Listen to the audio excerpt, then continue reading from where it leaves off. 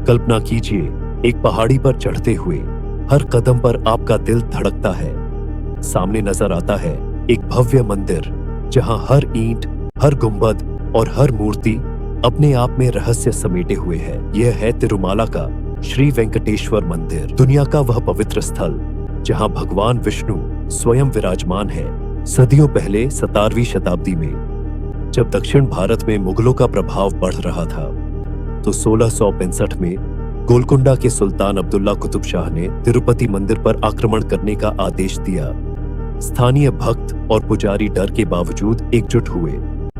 वेंकटाचल विहार शतक में एक भक्त ने लिखा, जो कि एक तेलुगु में लिखा हुआ ग्रंथ था, जो अज्ञात कवि द्वारा लिखा गया था। कैसे मैं मुस्लिमों के मंत्र का उच्चारण कर सकता हूँ जबकि मैं गायत्री मंत्र का पालन करता हूँ। मतलब उनका विश्वास और आस्था इतनी मजबूत थी कि उन्होंने धर्म और भगवान के प्रति अपनी निष्ठा नहीं छोड़ी। स्थानीय लोग कहते हैं कि भगवान वेंकटेश्वर ने तब अपनी शक्ति दिखाई और मंदिर की रक्षा की। आक्रमणकारियों को मंदिर तक पहुंचने से पहले ही डर लगा और वे लौट गए। यह वही मंदिर है जो आंध्र प्रदेश के चित्तूर जिले में स्थित है, जो तिरुपति बालाजी के नाम से विश्व भर में प्रसिद्ध है। यह मंदिर न केवल धार्मिक महत्व रखता है, बल्कि ऐतिहासिक दृष्टिकोण से भी महत्वपूर्ण है। और वहीं तिरुपति बालाजी मंदिर की 7 पहाड़ियों सप्तगिरी पर स्थित है, जिन्हें आदिशेष के 7 फनों के प्रतीक माना जाता है। यह मंदिर दक्षिण भारतीय तमिल वास्तुकला का एक शानदार उदाहरण है। लाखों भक्त यहाँ हर साल अपनी मनोकामनाओं की पूर्ति और आध्यात्मिक अनुभव के लिए आते हैं। लेकिन इस मंदिर का रहस्य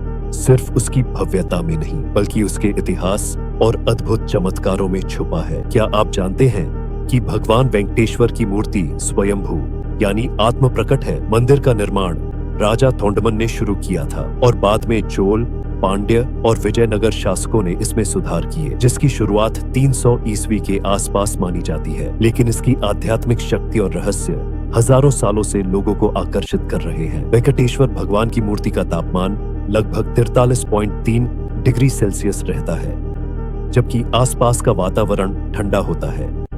हर सुबह अभिषेक के बाद मूर्ति पर पसीने की बूंदें दिखाई देती हैं, जिन्हें रेशमी कपड़े से पोंछा जाता है। भक्त मानते हैं कि यह केवल मूर्ति का चमत्कार नहीं, बल्कि भगवान की शक्ति का संकेत है। यहाँ आने वाले हर व्यक्ति को लगता है कि वह सीधे भगवान की कृपा और आशीर्वाद से जुड़ रहा है। लेकिन क्या आप जानते हैं कि लाखों भक्त यहाँ आते हैं और उनमें से कई अपने बाल दान करके अपने मनोकामना और समर्पण का प्रतीक दिखाते हैं। जी हाँ, अपने ही सिर के बालों का दान। यह प्रक्रिया यहाँ मोक्कू के नाम से जानी जाती है, एक ऐसा कर्म जिसमें भक्त अपने अहंकार और सांसारिक बंधनों को त्यागते हैं। एक समय की बात है जब भगवान वेंकटेश्वर तिरुपति बालाजी के सिर पर चोट लग गई थी, जिससे उनके बाल गिर गए थे। यह देखकर देवी नीला देवी ने अपनी सुंदरता की परवाह किए बिना अपने बाल काटकर भगवान के सिर पर अर्पित किए, ताकि उनकी चोट ठीक हो सके, जिन्हें नप्पिन्नई भी कहा जाता है।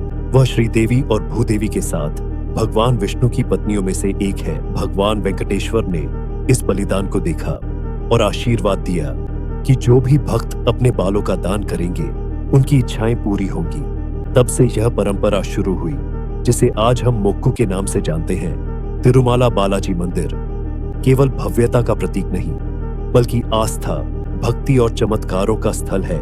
हर भक्त जो यहाँ आता है महसूस करता है कि वह सीधे भगवान की कृपा और आशीर्वाद से जुड़ रहा है। तो अगली बार जब आप इस पवित्र पहाड़ी पर कदम रखेंगे, सिर्फ मंदिर को मत देखिए, महानता, भक्ति और रहस्य को महसूस कीजिए, क्योंकि यह मंदिर केवल देखने के लिए नहीं है, यह अनुभव करने के लिए है। क्या आप तैयार हैं उस शक्ति को महसूस करने के लिए जो सैकड़ों सालों से इस पहाड़ी के भीतर छुपी है?